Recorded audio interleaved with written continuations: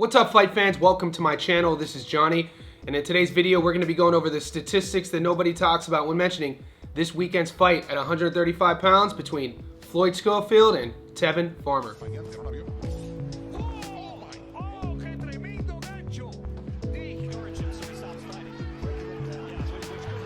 Guys, before I continue, I want to say thank you to all the new subscribers. Thank you to everybody who's been with me since day one. If you haven't already, could you please remember to hit subscribe? Also, like this video, and right now, go down to the bottom of your screen, find that bell notification button, click that so you never miss a video. Let's get into this. All right, guys, another busy week in boxing. So far, we've covered the fights that are taking place in Australia. Liam Perro, Liam Wilson are both fighting. If you're catching this on fight day, remember to tune in tonight to the channel because I'll be streaming live. But in this video, we're going to be making a stop in California. We're going to talk about an interesting matchup at 135 pounds between an up-and-coming prospect versus a seasoned, grizzled, former world champion veteran. So in this video, we're going to be going over both fighters, Schofield and Farmer. We're going to talk a little bit about how they go about their business, their game plans, their path to victories. Like all these videos, what I'm also going to do at the end, so stay tuned. We're going to go over those current Las Vegas odds, and I'll also be giving you my prediction and telling you where to put your money. All right, guys, this fight takes place on the undercard of Jake Paul versus Chavez Jr. This is an intriguing matchup between two very different fighters, two very different careers, and in my opinion, two very different skill sets. Now, when you look at Floyd Schofield, Kid Austin, he's only 22 years old, and in my opinion, this will be hands down his biggest step up in competition. I also believe he's still figuring out at 22 who he is as a fighter. We know he's undefeated, but as of late, he has been embroiled in some controversy. We know what happened during his last fight week, the last second pullout when he was supposed to fight Shakur Stevenson, and then the fight before that, he's coming off a victory against Rene Guiron. But guys, in the 11th round, he got dropped in that fight, and the fight before that, he got buzzed a little bit. So I'm just referencing that in terms of it's not really been too smooth of sailing for Floyd Schofield so far, and I'm kind of shocked when we get there that he's actually on the odds the favorite. He's going to be an aggressive guy like all 22-year-old undefeated fighters. He's going to go in there and try to bully his opponent. Right off the bat, he's going to try to get on the front foot and control Tevin Farmer's movement with his aggression, and it's going to be up to Farmer to see how he deals with that. With Farmer, we know the 34-year-old is a former world champion at 130 pounds. We know that his resume isn't perfect, and I know a lot of people like to look at his total losses. He has 8 of them and use that against him. Also, he's lost 3 in a row, but this is a guy with an interesting career. He's not marketed and promoted by a big promoter, so it's important to mention Schofield is the A side. He's the golden boy product. Farmer is kind of historically, as of late, loses really close decisions. Twice to Zapeda and once to Murataya. And when you rewatch those fights, you'll see Tevin Farmer's skill set on full display. He dropped Zapeda in the first fight, and some of those close rounds in all 3 fights could have gone either way. In his very first pro fight, he got stopped, and then you have to go to his 12th pro fight when he got stopped by Jose Pedraza. So of his 8 losses, 2 of them happened in the very first part of his career. He then went on this really impressive 20-fight plus win streak and then lost to Joseph Diaz. So up until that point, he was on fire, loses to Diaz, and then he's lost his last 3. So he's really looking to get back on track. The 34-year-old claims that this has been his best camp. He says that he has not lost a step, and it makes a really intriguing matchup when you're looking at the stylistic components of this fight. So right now, I do want to take a closer look at what's at stake this weekend in Anaheim. All right, guys, in 3 consecutive fights, Tevin Farmer believes he was given the short end of the stick. Make that however you will. I'm sure you guys watch those fights like myself. I'm not going to say I would have given all 3 to him. I'm not even going to say I would have given 2 to Tevin. But Tevin, at this stage of his career, I brought it up on my live streams earlier this week, he kind of reminds me a bit of Sandor Martin in such that in a lot of these fights and a lot of these rounds that could go either way, they go to the other fighter and he ends up losing close decisions. So you can take that and make whatever you want out of that. On June 28th at the Honda Center in Anaheim, Farmer will take a stroll to the ring where Floyd Schofield Jr. will be waiting for him. Schofield and his father have told the boxing world that they're ready to face the biggest and best names available at 135. Farmer undoubtedly respects Schofield's willingness to mix it up with the division's top dogs, but for now, the experience he has isn't his strong suit. As Farmer takes a long look through his resume, he can't help but smile. Although his 22-year-old foe believes he's seen it all, Farmer is overwhelmingly confident that he actually hasn't seen anything yet, and I quote, "Kid Austin's about to learn my skills are different than anything he's ever seen," said Farmer. Schofield's experience wouldn't be viewed as weakness if his matchup with Shakur Stevenson had followed through. A short time ago, Schofield was incredibly happy when it was announced that he would be given a shot at Stevenson's WBC world title. But thanks to an illness and subsequent trip to the hospital, he pulled out. Since then, Schofield has defended himself from an avalanche of criticism. A win over a former world champion such as Farmer would go a long way towards that. A 3-fight losing streak is never a good thing, but controversy was attached to Farmer's losses to Raymond Morataya and William Zapeda. He left those decisions in the hands of the judges. He believes he was let down. Against Schofield, there's a chance they could straddle another L to his resume. To avoid that, he'll make sure he gives them the night off. I'm knocking him out to teach him a lesson, says Tevin Farmer. If you ask Farmer, he claims that he's going to go in there and be too much for Schofield. When you look at Farmer, let's look at the very last fight against Zapeda. When you look at the punch stats, if you want to break it down, how they gave it to Zapeda.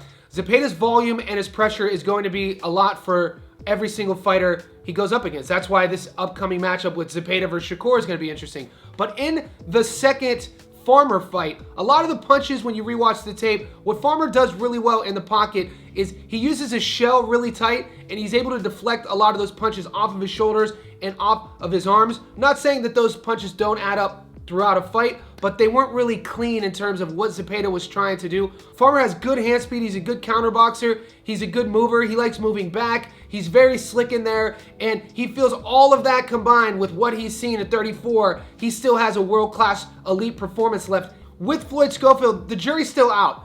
I know he has a lot of fans. He has a lot of hype. He's been heavily promoted by Golden Boy, but when you look at his resume, it's hard to find any names that jump off of it. It's actually hard to find any performances, if you ask me, to even think that he's at a world-class level. He is going to get a great opportunity this weekend to prove to his doubters, to prove to the boxing world, and to prove to the other guys at 135 that he belongs. Right now, I do want to take a closer look at Schofield's resume and see what he's been up to. Guys, Schofield's 18-0 with 12 knockouts out of 2,600 fighters in the world at 135 pounds. He's ranked number 17. He's fought a career total of 77 pro rounds. He carries into the ring a 67% career knockout to win ratio. His adoring fans know him as Kid Austin, and the 22-year-old American is a 5'7" orthodox fighter. He was born in Jersey City, New Jersey, but calls Austin, Texas, USA home. We last saw him fight Rene Guiron, 20-3, won a UD in the 12th. Suero, 13-1, won a DQ in the 5th.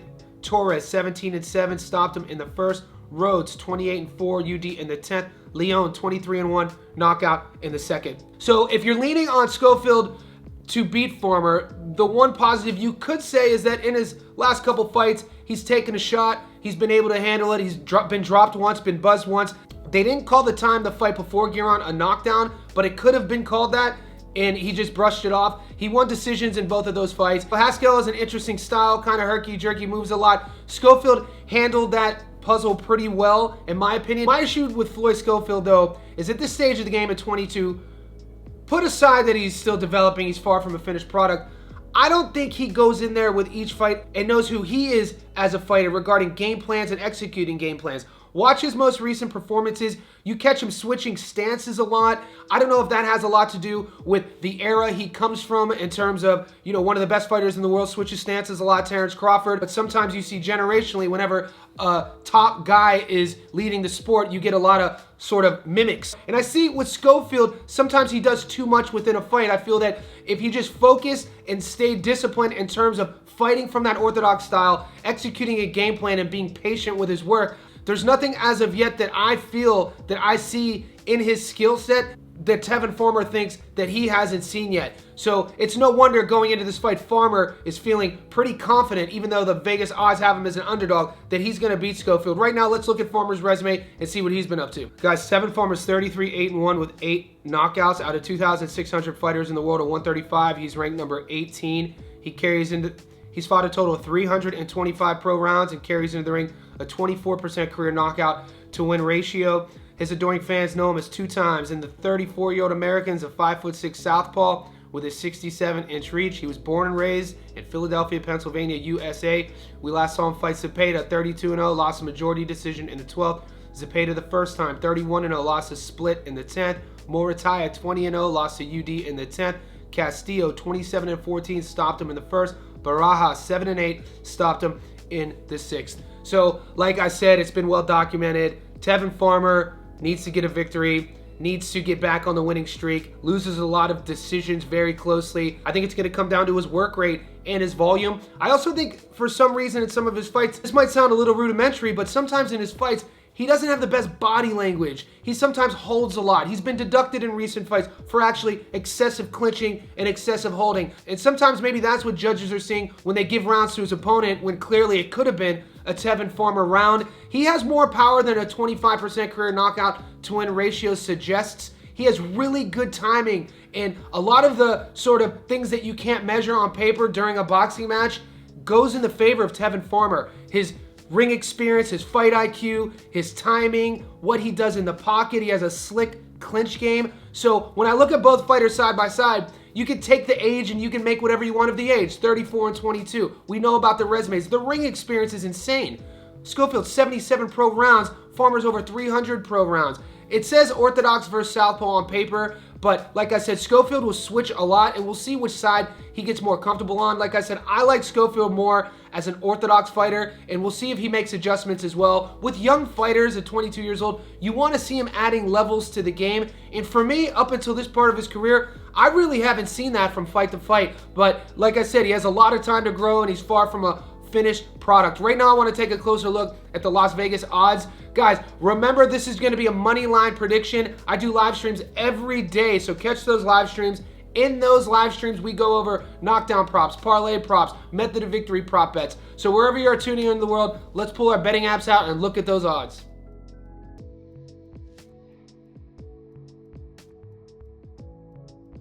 All right, guys, currently on the money line, Floyd Schofield is a $1.58 favorite, meaning you put 100 on him just to win. You get your money back plus $58. The draw is 15 to 1. Tevin Farmer is a $2.55 underdog, meaning you put 100 on Farmer, you get your money back plus $155. So as of now, Farmer's not quite a 2 to 1 dog. It's interesting, if you guys want to do your research, go look at his odds the last 3 fights. He was a huge dog in the versus Zapeda fight. I think like 10 to 1. The second fight, it was more like 6 to 1. He was a big dog in the Morataya fight. And some of these odds, him going to these fights, you'd have to think the reason for him being such a big dog, and I think the promoters wouldn't want to admit this, is that he always comes in as the B-side. He always comes in as the guy that's supposed to lose, so the odds suggest that. So if you're betting on Farmer to win this fight, I will be weary. I'm not saying that he's going to lose. I am telling you he is the better boxer. All in all, Farmer does everything better than Schofield. The thing Schofield has in his advantage is youth, that youth energy. He'll probably have better legs than him in terms of being able to handle that, his movement patterns, explosivity. But I've seen Schofield fade later in fights as well. So I don't want to give the endurance side to Floyd Schofield. You got to give the mental game to Farmer. I think this is going to be a masterclass boxing lesson Farmer's going to put on Schofield. So with my prediction, I'm confident Tevin Farmer's going to come out as the victor and beat Floyd Schofield. I am hesitant if you guys are gamblers and betting on this. Keep in the back of your mind that Farmer does lose a lot of close decisions. He is the B-side, and Golden Boy is promoting heavily with Floyd Schofield. Just keep that in the back of your mind. But from a straight-up boxing perspective, winning more rounds, winning on the cards, I don't see anything that Schofield does better than Farmer. Even the power doesn't suggest that he's going to be able to one-punch knockout Tevin Farmer. Down in the comment section below, this is not an echo chamber. You do not have to agree with me. Are you going to go on the favorite side, Kid Austin, or are you taking the underdog, Tevin Farmer? Also, guys, if you haven't seen my breakdown of the fights going on tonight in Australia, the predictions for the Pero fight, the Wilson fight, stay tuned to the end of this video because that's coming up right now.